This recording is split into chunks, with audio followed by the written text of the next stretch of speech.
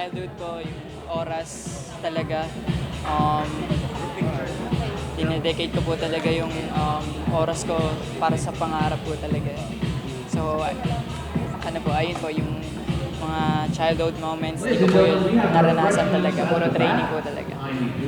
Thank you, pasensya na kayo sa ABS. Ma'am, last lang po.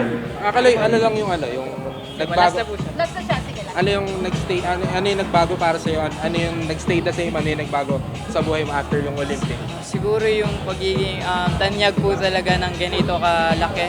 Hindi ko rin po in-expect na ganito yung magiging impact po talaga. Siguro yung isa po nagbago and mas naging connected talaga ako kay God. And yung faith ko sa Kanya, mas lalong nag-deep po yung relationship ko sa Kanya. Kaya sobrang grateful ako na ganito yung experience na natanggap ko and paid off po talaga lahat ng hard work. And nagstay the same. Ano yung Yeah. nagstay the same? Siguro yung pagiging mabuti sa sarili ko and sa ibang tao na nai-inspired ko.